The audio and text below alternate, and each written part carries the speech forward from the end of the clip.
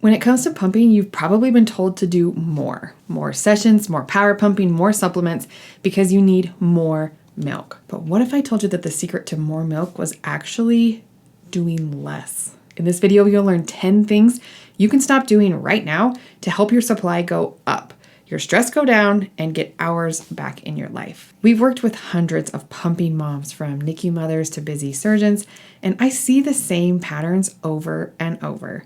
These 10 things are common supply blockers, and once we remove them, our clients' pumping gets easier, their supply stabilizes, and they finally feel in control again. If you want more information on what it looks like to learn from and work with us at the New Little Life team, there's a link down below to apply for our coaching program in the description. I've included a short example with each of these 10 things as well, because I think it's so helpful to see these principles and how they can work in real scenarios. Sometimes we change client names for privacy, but these are all mothers that we've worked with. I've broken this down into 3 sections for you: how to eliminate to save your sanity, how to eliminate to save your money, and what you can eliminate to save your brain space. All 3 of which are very important assets for any new mother. All right, let's start with things that are literally stealing your peace of mind. The first few habits are mental energy vampires, and cutting them out will save your sanity and reduce anxiety. You might actually start to enjoy this experience. Number 1 is to stop obsessing over ounces. I get it. You may be tempted to track every single session down to the decimal and panic if those numbers ever dip a little bit or are inconsistent. But here's the truth. Your worth and your milk supply are not measured in ounces alone. Your output naturally varies throughout the day, depending on when you last fed or pumped, your hydration levels, even your stress level. Focusing only on that number in the bottle can actually cause anxiety, which often leads to fewer letdowns and less milk flow. So let me tell you about Jess, a mom of twins. She was so stressed about her daily total that she'd actually cut sessions short if the output looked bad early on in the session. Can you imagine? She was stuck to her pump and hated every minute of it. Even if she did get the ounces she wanted, she would panic that there wouldn't be as much there next time. We worked together with her on focusing instead on multiple letdowns in every session and efficient emptying, not just those totals. And within just 1 week, her daily output increased without adding any extra pumping time, and her peace of mind improved significantly. Number 2, stop having realistic expectations of normal.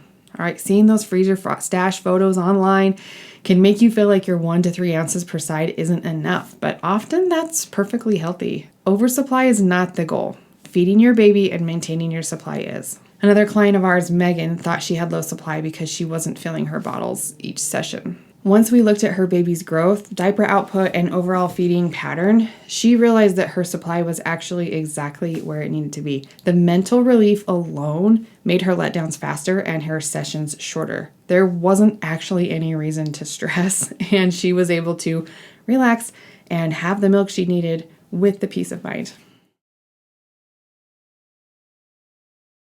Number 3 is you've got to stop this more mindset. Feeling like your supply is never enough can actually hurt it. High stress levels reduce letdowns, making pumping less efficient. Shifting your focus to your baby's growth and satisfaction rather than chasing endless ounces forever can actually make your sessions more productive. Samantha was a great example here because her baby struggled to latch in the beginning and she did have some low milk supply. She transitioned to pumping and worked really hard to catch up. She started working with us and was still in catch-up mode. Like, her supply was still low. One time she asked a question that made me wonder about her actual milk supply status, so we dove in and realized that she actually had a small oversupply now. She hadn't even noticed because she was so focused on more, getting more ounces, maximizing everything. Having the data to look at and slow down was huge for her. So she decided to keep her small oversupply because she was still mentally struggling a little bit to recover from such a difficult start. And that's fine. That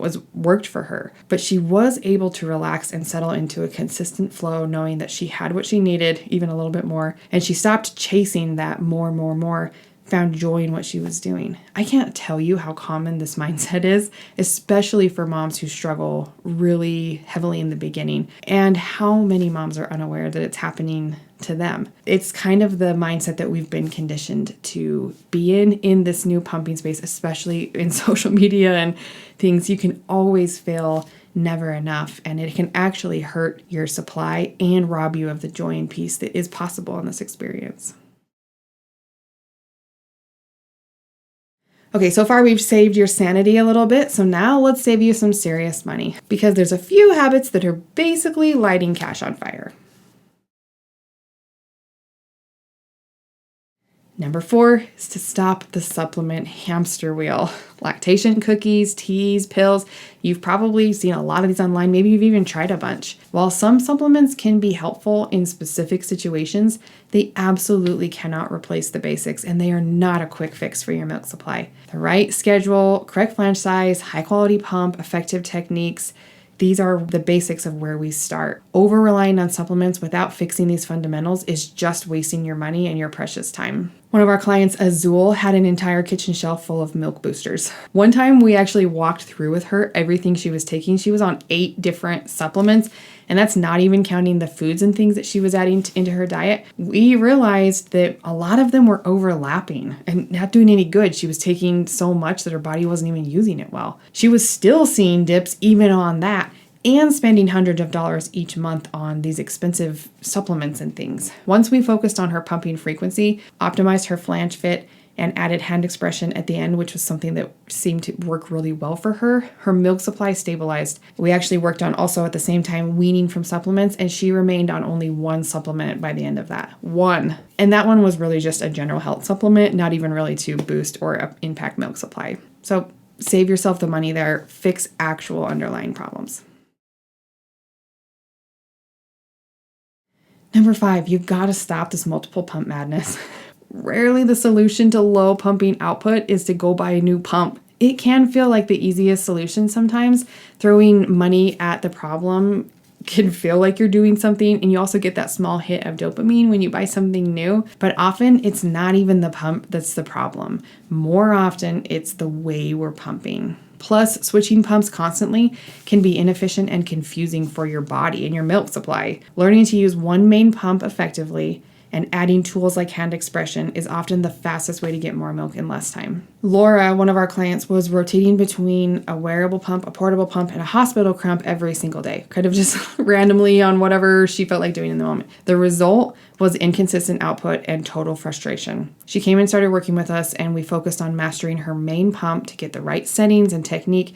Her output actually increased by 25% in just 1 week. And then she was able to add in her other pumps occasionally as needed, with much more intention and much more success. And understanding how her body actually responded to the pump was the key to doing that. You can use more than 1 pump, but buying a new pump to fix low milk supply is not going to work. I say that you shouldn't buy more pumps while I stare at over 100 pumps over here on my wall. Because if you like trying new pumps and it's fun for you, if you need different tools for different things, by all means, please do that. But don't buy a new pump because you're low supply or you're low output thinking this is the solution. Number 6 is to stop focusing on the wrong things. It's so easy to tweak your schedule endlessly, buy new gadgets while ignoring the real supply killers, which are often skip sessions, poor flange fit, incomplete emptying. One mom that we worked with was absolutely sure her issue was a bad schedule. In fact, she came in, she was like, I'm going to join. It's kind of an investment, but I'm sure it's the schedule and I need help and I've tried everything anyway. But when we checked her flange size, it was way off too. After switching her to the correct size and kind of making some tweaks to her schedule, which did need a little help, her output increased by 30% in a single day without changing anything else. In 1 day. To be clear, it's not that her output suddenly shot up. That's not really how milk supply works. She was leaving milk behind. So when we started doing correct pumping techniques, all of a sudden we're actually getting the milk out that's already there. The secret to that is pumping efficiently. I've been harping on this for a while on the channel, and it's seriously the biggest issue I'm seeing with moms. It's really the foundation focus of the framework that we use with clients to help them control their milk supply and transition back to work. There's more details down below on how to work with a New Little Life team of pumping experts, and get that step-by-step guide to learn how to pump fast and efficiently for you specifically, so you can become your own pumping expert. Okay, so we've saved you a little sanity and a little money. Now let's save you some serious brain space. And I think this is something that can be really underrated, but these next habits are taking up way too much of your mental real estate. Number 7 on this list is stop falling for social media hacks. TikTok and Instagram are absolutely full of trending pumping hacks. I see new ones every day, but what works for one mom can be completely useless or even harmful to another. Constantly switching techniques also makes it impossible to know what is actually happening and what is actually hurting your milk supply. One of our clients, Emily, tried every viral hack she saw, from extreme power pumping to unusual massage techniques. Her output actually dropped because her routine was never consistent long enough for it to actually work. She was also massaging her breasts a little too aggressively and was causing some internal swelling and clogged ducts. So when we switched her to a more tailored, steady plan, her supply became predictable with so much less stress. She actually stopped doing most of the random things she was doing and only kept one technique that seemed to make the biggest difference for her. Again, less is more. That's the whole point of this video, is a lot of times moms are doing too much. Number 8 is stop following cookie cutter advice. Not every pumping mom needs the same schedule. Whenever I see a post on Facebook asking what pumping schedule is everyone using or what settings work best on this pump, I cringe.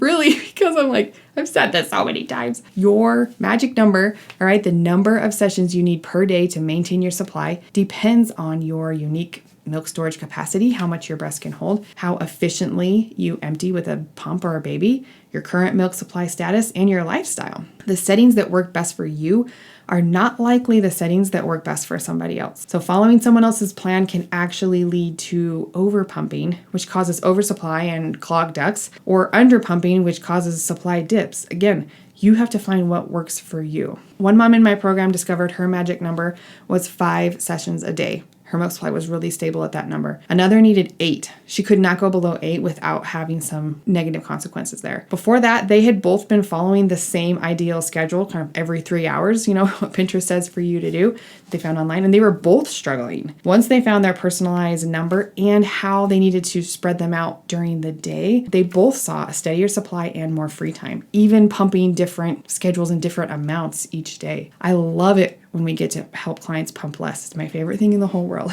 But that only comes after mastering pumping for your unique body.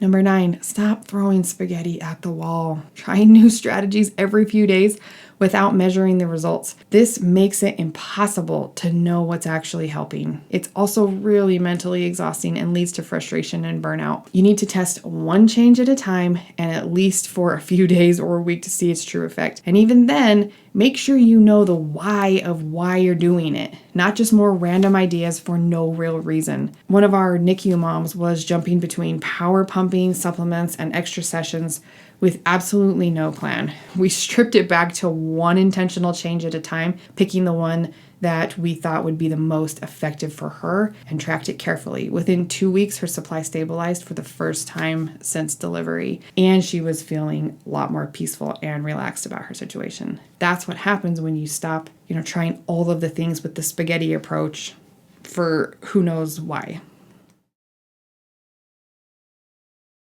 And number 10, got to stop hope-based planning. Let's just see how it goes is not a plan.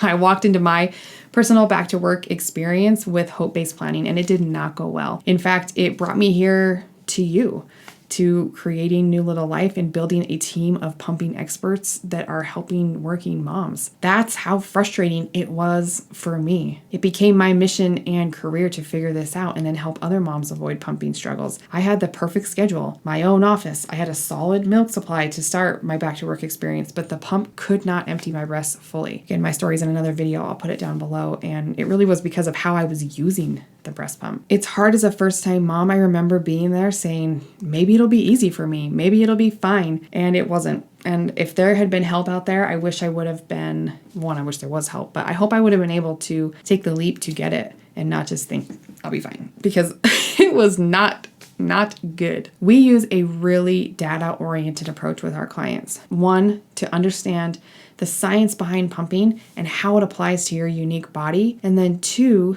balancing that with the practical aspects of your life. Really balancing that science and practical is something that we heavily focus on. For example, tracking your patterns, output by time of day, number of letdowns, and your response to missed sessions gives you actual data to make informed changes that protect you and your supply. I want you to know how long you can go between sessions before your supply suffers. I want you to know the exact things, the times of day, the times of the month that tend to affect your supply. Kendall, a shift nurse, had a really unpredictable schedule at work and kept missing sessions. Once she tracked her patterns, we were able to work with her to adjust her pumping windows to match her body's natural peaks as well as her work's unpredictable flow. She immediately saw more consistent output even without being consistent in her pumping schedule. We really just tried to find that happy medium for her, that balance between science and practical. And even on her busiest days, she was way more in control instead of always scrambling to play catch up, always trying to fix something that went wrong. Her day was then filled with micro wins